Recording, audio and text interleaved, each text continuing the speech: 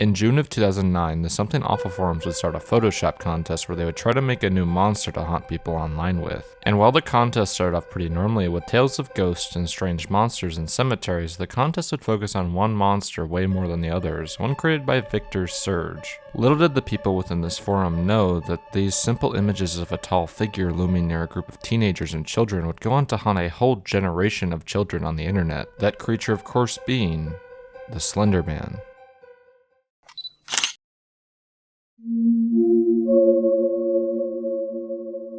The Slenderman is a tall, lanky humanoid figure with no face that watches over and steals whoever is his next victim, toying around with them subtly like a predator with its prey. He wears a suit with deathly pale skin with tentacles that protrude out of his abdomen, presumably to capture its prey. However, what happens to the people that are captured by the Slenderman is unknown. They just completely vanish out of existence, never to be seen again, leaving people to wonder if their loved ones are truly alive or dead. And the simple story would capture the attention of the forum rather quickly, with much of the discussion of the forum going directly towards the topic of the Slenderman. "You're an amazing and terrible bastard, sir. Well played. Now to look over my shoulder every couple seconds for the rest of my day. God, Slenderman is so great. I just want more." I'm not usually one to get all bandwagony, but Slenderman is honestly one of the most inspiring and sinister things I've seen lately. Something about it just seems to strike some sort of primal wrong chord. However, with the creation of the character, a lot of people found themselves wanting more lore to go along with the Slenderman, two of them being Troy Wagner and Joseph DeLage, two film students at the University of Alabama, and would 9 days after the initial posting release the first episode of their series called Marble Hornets.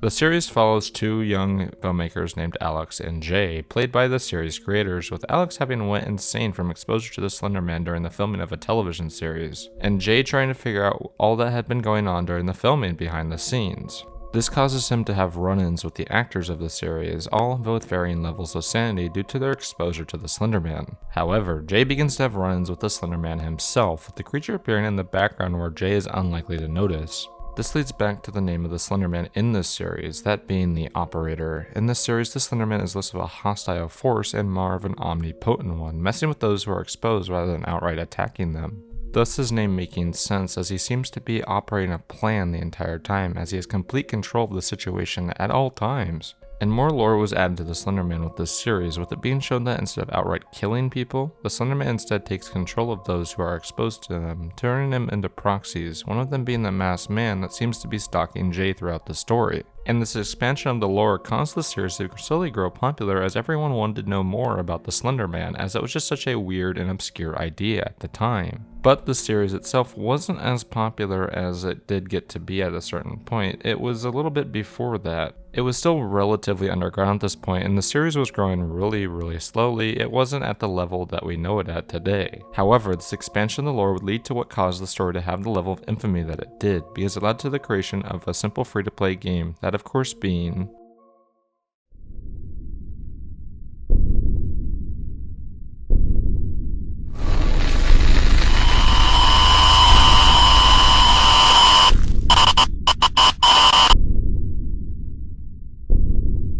Released in June of 2012 by the single developer Mark Hadley under the name Parsec Productions, the plot of it's fairly simple. You, the player, are dropped into the middle of a forest where you're given one simple instruction. Find all 8 pages within the forest and escape before the Slenderman is able to get you. And don't let the game's simple graphics fool you. This game isn't trying to scare you with visuals, but rather with tension. You are only able to see a couple feet in front of you with the flashlight, which you have to be super selective with your usage of, or it dies after 15 minutes of gameplay, incentivizing you to be quick with your mission of finding the pages. And upon finding the first page, a heartbeat noise starts. Played with a loud drum and tons of echo, emphasizing just how alone you are, and with each page you collect, a new layer of sound is added to the background, with a rumbling starting, then a hissing type noise. But upon the grabbing of the first page, the Slenderman is released to torment you. Hiding behind trees, watching your every movement, he could literally be anywhere within the forest. Sometimes you'll just notice him, and sometimes he seems to directly to try and attack you. And every single time that you witness him, a static will begin to overtake the screen, and if the static fully overwhelms your screen, you are taken by the Slenderman. And if you accidentally run into him, he can also capture you with his tendrils occasionally, and if that happens, you are also completely doomed to your fate. But if you happen to gather all 8 pages, then you might think you are able to escape the forest, but of course, that is wrong. Instead, he captures you anyway, killing you in the process. No matter how hard you try, the process is all completely futile. You can't beat him and are instead doomed to be captured and killed by him, which is just a frightening idea, although extremely simple. And that's what makes this game just so interesting. It's such a simple concept, but it's done just so well. The graphics look like something out of PS1, but you can't beat that atmosphere that the game has set up. That simple heartbeat sound effect that they use in the background is just able to get to you. It just messes with your brain while you're playing the game. And the layers of sound effects that get added each time you collect a page just adds to the tension even more, and it really stands out because it's just a simple concept, but it's able to do so much with such little. And if you take the model of the Slenderman in this, he's not scary looking at all, but within the game itself, you will be frightened every single time he appears on screen. And it really is no wonder how quickly this game became a success, because it was such a good game. And although it was fairly simple, that didn't keep it from becoming a gigantic success, which seemed to happen almost overnight. After PewDiePie decided to cover it in July, the game would have an upward trajectory from there. Every single gaming channel was playing it, you just could not avoid it.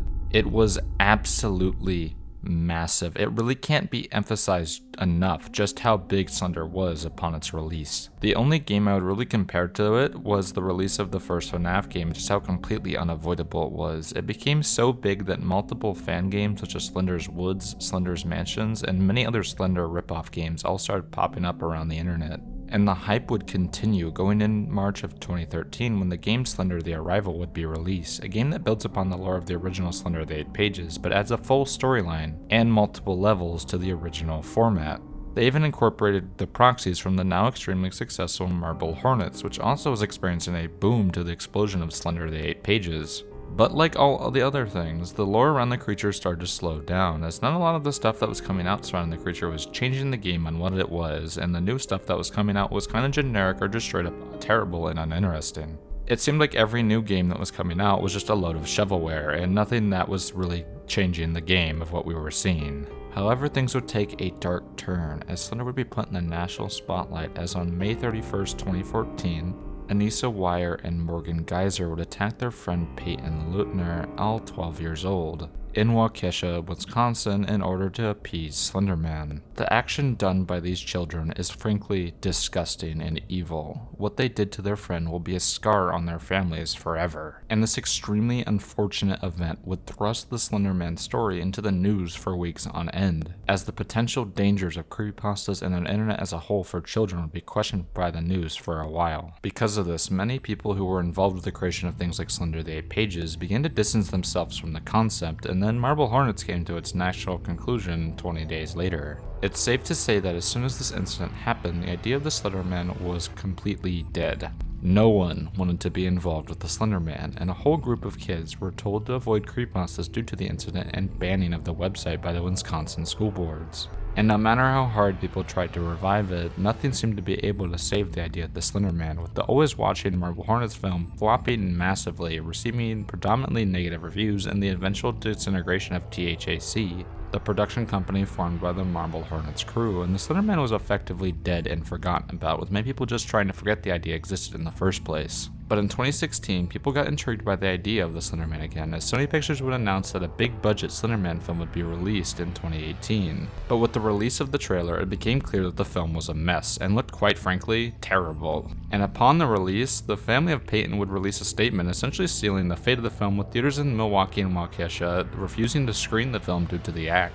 And the film itself was just straight up terrible, being widely panned by critics as everyone seemed to agree that it was just a straight up mess, with it soon coming out that the studio forced the director and editor to cut the film down to a PG-13 rating in order to make more money.